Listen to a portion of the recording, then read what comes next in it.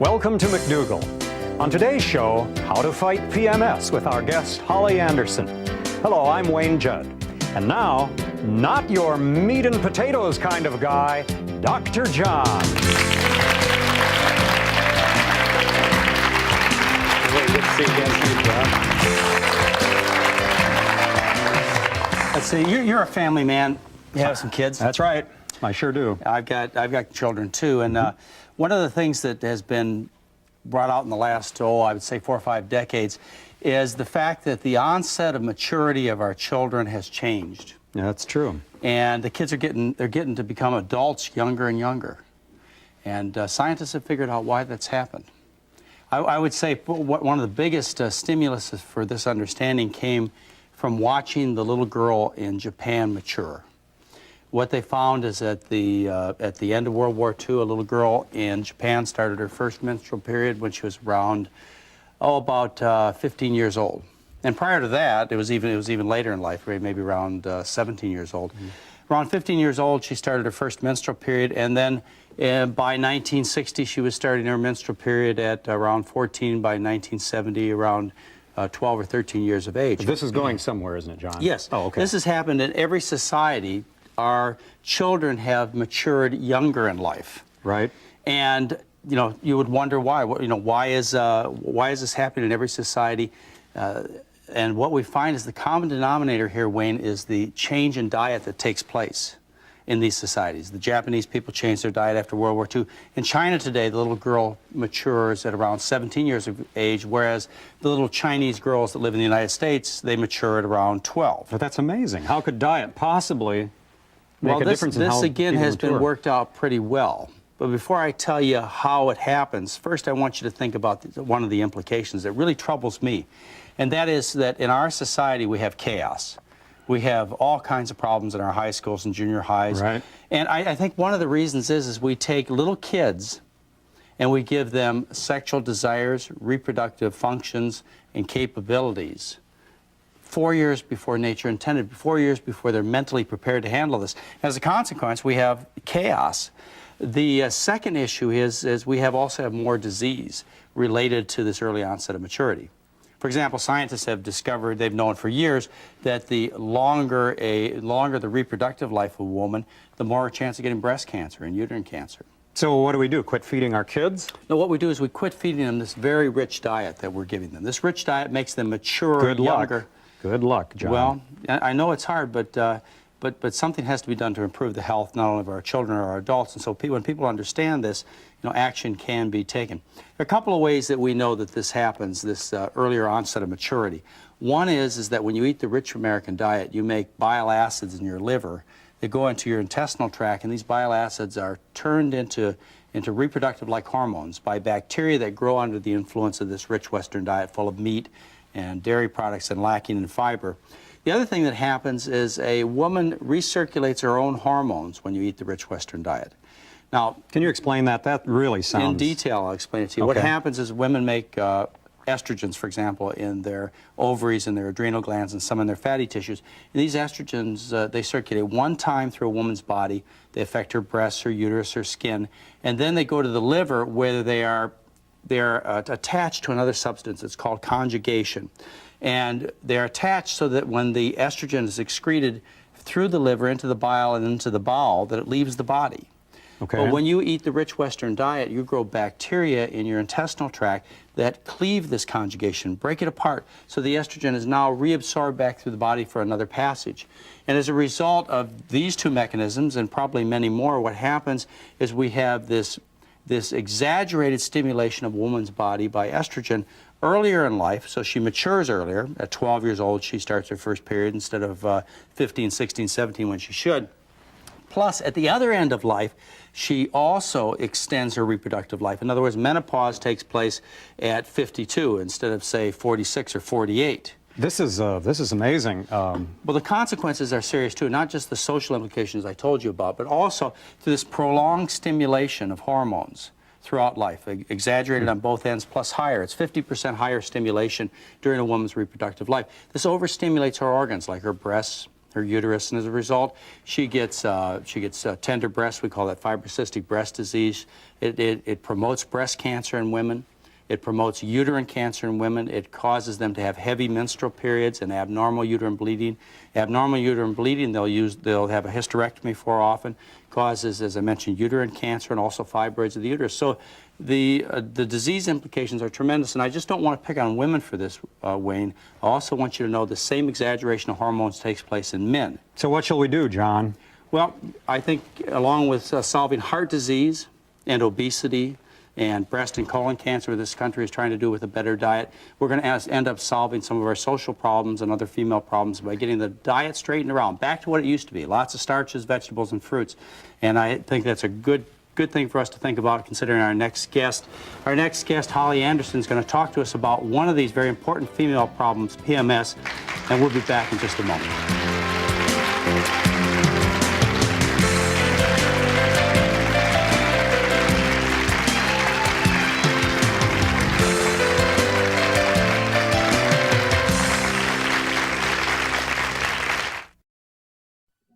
You can learn English at home. Watch Hello Channel.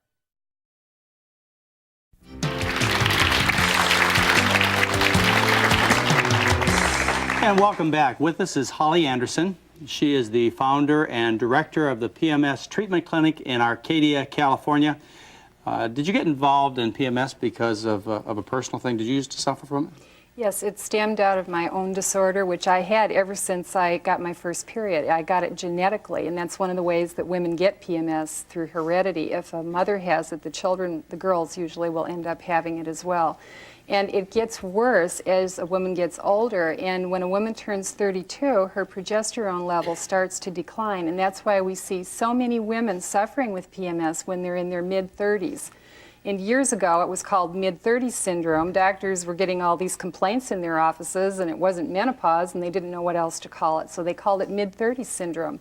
When I turned 32, my symptoms got extremely severe. I'd never had children. I'd only been on the birth control pill once, and my headaches went into migraines. I couldn't stand the pain, and I used to have to take sleeping pills just to get through it. And my menstrual cramps were so severe my entire life.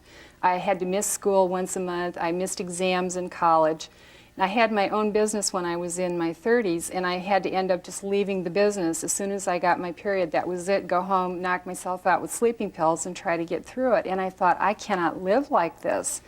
And, you know, there was no help in the medical community. I found Dr. Katharina Dalton's book entitled Once a Month. It came out in about 1978. And I took it to my doctor's office, and I said, I think this is what's wrong with me. I've got premenstrual syndrome. And he said, what? I've never heard of it. And I was absolutely blown away. When would this have been, roughly? This was about 1980 when I went into the doctor's. And he had never heard of PMS? Never. That's amazing. So a woman would know she has PMS if it was cyclic? That's one of the important things? It is occurring from ovulation through the period. And in young girls, it may be just a week before the period. They may notice symptoms like headaches, migraines. Is that the characteristic thing? Because all the things you mentioned are problems men can get. All the things you mentioned are problems that you could get unrelated to your period. Migraine, headaches, fatigue, and so on. So does the characteristic, that cyclic nature to it, that you can tie it to your period? Yes, it occurs from ovulation through the period. So in young girls, it's a week before. In women in their 30s, it's like 2 weeks before. And then it may even continue through the period. But when the period is over, the symptoms should end.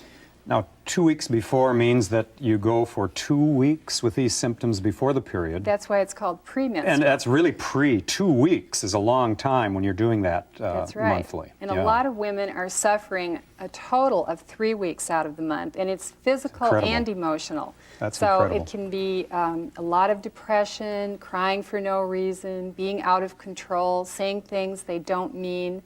They can have physical problems like the headaches, the migraines, the bloating, the food cravings, and even epileptic seizures are connected with this disorder. Don't you and other women feel a horrible injustice? I mean, isn't there an emotional content to this that would just blow us poor male persons away if we had to endure it. Well, it made me feel extremely hopeless. And what is so exciting, though, is that when I finally was able to get the treatment that Dr. Katharina Dalton recommended, the natural progesterone therapy, and as soon as I had the dosage right, all of my suffering ended overnight. And I was so furious because I had suffered all those years. And here it was, an unknown entity in the United States medical community. And it just made me very, very mad, and I wanted to do something about it. So that's where the clinic came about, the treatment Yes, center. it was several years later that everything worked out, that I could found the clinic. Well, based on what you said so far, then, would you say that premenstrual syndrome is a progesterone lack? Is that? Yes. In fact, Robert T. Frank described it in the medical literature as far back as 1929. He wrote about premenstrual syndrome occurring in the 2 weeks before the period, and he described it as an excess of estrogen in relation to progesterone. And he said the treatment was natural progesterone. But it was at that time that the hormones were being discovered. Progesterone had been discovered, and all of a sudden the work went into the birth control pill, and natural progesterone got put on a back burner. And it's like the medical community ignored his works. And it wasn't until 1948 that a woman in England, Dr. Katharina Dalton, who also had migraines in the 2 weeks before her period, she connected with Dr. Raymond Green, and they worked together on the treatment with natural progesterone, and they then wrote a paper on the premenstrual syndrome. And how successful if women take progesterone? Is this the basis of your clinic treatment center? Yes, we follow the method of Dr. Katharina Dalton. Supplemented with progesterone Right. pills? No, it's not pills, it's systemic progesterone. You see, there's too many progesterone receptors located in the liver. The receptors are in different parts of the body, and there's a lot of them in the liver. And if you take it orally, it gets metabolized like food. First pass metabolism. So you need to use it systemically. So we use it either rectally in the form of a rectal suspension or vaginally in the form of suppositories. How about patches like they give estrogens? Can you Well, get that we way? had discussed that with Dr. Dalton a number of years ago, and they had tried that in England, and they didn't have much success because they couldn't get enough progesterone into the bloodstream. So do you measure the blood levels of progesterone to decide whether you have enough? Absolutely. We do it when they come in. We want to look at it to see if it's low. And then after they're on the treatment, we have them take a dosage of progesterone, and then 5 hours later we measure their blood. And that will tell us how much progesterone they're absorbing. And the rates of absorption vary from person to person. So one woman may use one dose, and another woman may require a much higher dose. But the results are universally successful. Yes, when the imbalance is corrected, then the woman should become symptom-free. And there's also a diet that has to be followed because the low progesterone causes transient hypoglycemia. And hypoglycemia is a low blood sugar condition. So the patients need to eat frequently, like every 3 to 4 hours. When they don't eat, then they get a drop in the blood sugar, adrenaline goes into their system, and they can become out of control. Well, after our break, I'm going to push you a little bit hard with a question that you may or may not be able to answer, and that is, well, why would women have this in the first place? I mean, I think women are designed wonderfully. Why should they be put in a position where they don't have enough progesterone as they go through life and develop this situation? Is it a fault in their design, or is it something that women are doing wrong to induce this kind of a situation? That'll be a tough question for you when we get back. And we'll be back with you in just a moment.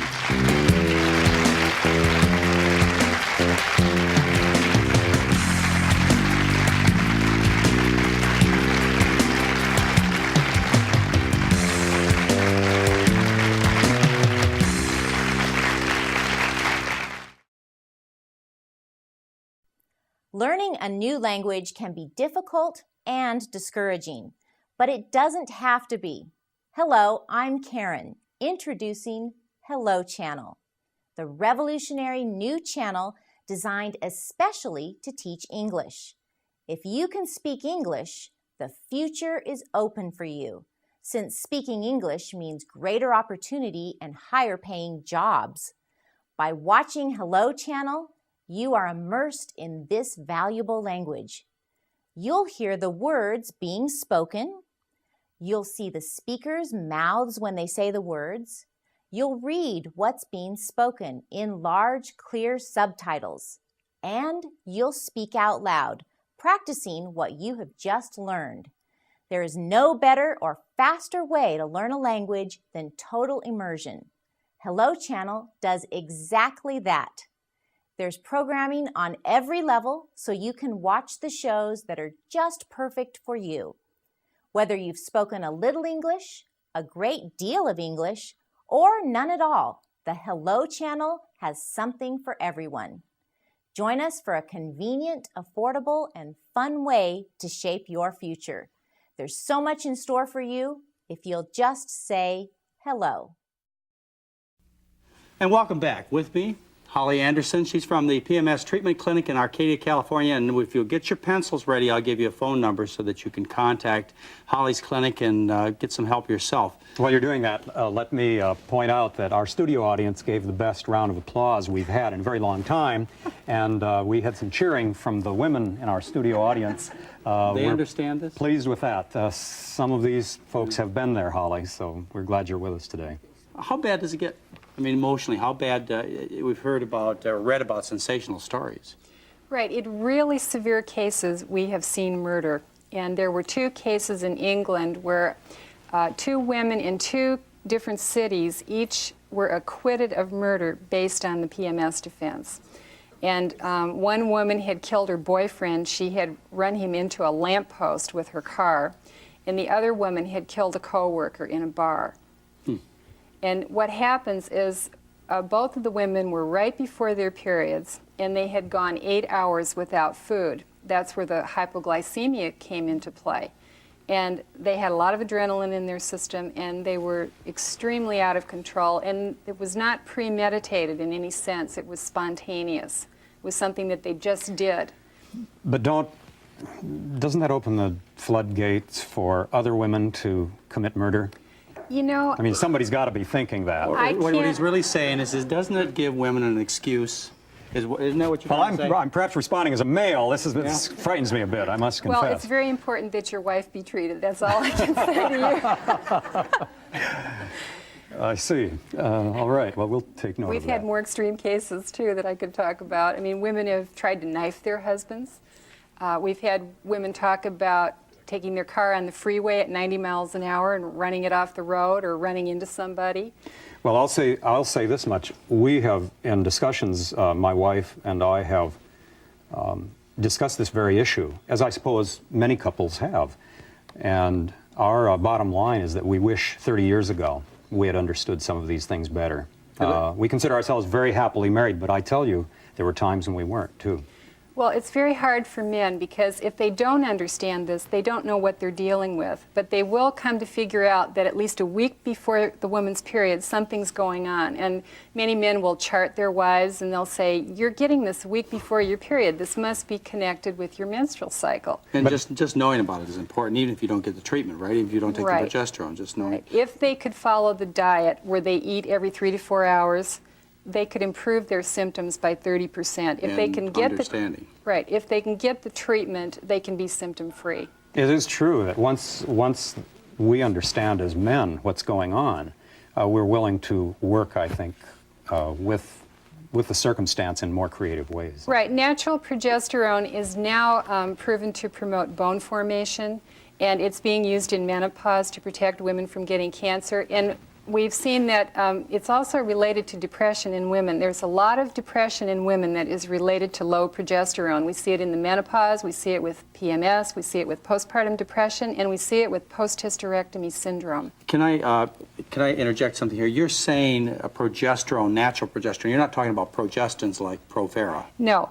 The synthetic progesterones, the progestogens or progestins, they actually lower a woman's progesterone level, and that's why when women go on the birth control pill, if they have PMS, they often say, I was crazy on the pill, I couldn't tolerate the pill, it was just terrible. I had all these side effects. And natural progesterone is a prescription item? Yes, it is, and it has to be compounded by a pharmacist. The drug companies don't make it except for the injectable, primarily because they can't get a patent on the natural hormone. Of course. Right. You suggested, Holly, if his wife is not receiving treatment, that he hug her close. Does that really work? Does it stimulate progesterone levels? That's what you want to know, right? I'm interested in that sort of treatment because there are times when that's the last thing on earth the husband wants to do is to hug his wife close. Well, am I right? Now we're getting into therapy. You just have to love her. I mean, she's got an illness. And inside she feels terrible. She may even hate you. She doesn't mean to, but this may happen during this time. And what she says is not really true. So you have to love her. That's what she's looking for. Let me give you the phone number for the PMS treatment clinic. It's in Arcadia, California, and you can call 818-447-0679. That's 818-447-0679. Now I want you to answer my question. Did our Creator make a mistake in designing women so they have this problem, or are women doing something wrong in the way they live that creates a low progesterone situation? Yes, we don't know the exact cause of the problem, but we do know that it's an imbalance of the two hormones, estrogen and progesterone. And if a woman has a tubal ligation, this will give her automatic PMS. We have research now that shows that a woman's progesterone level is lowered after the procedure, and it's probably because the blood supply to the ovaries is cut off. And if a woman has a hysterectomy, it will give her PMS. We have research, the uterus is gone, and that interrupts the pathway. I'm sorry, are you saying that a hysterectomy actually makes it it interferes worse. with the blood supply to the ovaries Right. when they make the cut. But I thought that was the solution. Get the complete hysterectomy and everything's fine. No, there are about Some 13,000 doctors, they think unnecessary hysterectomies a year to cure PMS. Excuse me, how many? 13,000, and it makes the PMS worse. It would eliminate menstrual cramps because the uterus is gone, but it will make the emotional side of the disorder worse, like there will be depression. We know that 66% of all women who have hysterectomies become clinically depressed, and it's related to progesterone.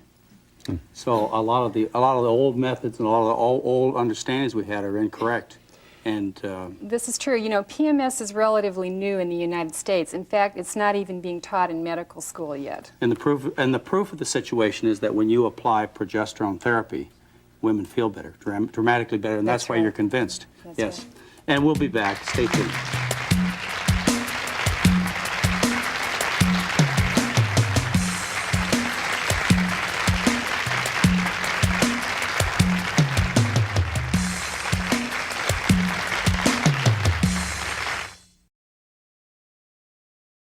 For a brighter future, say hello.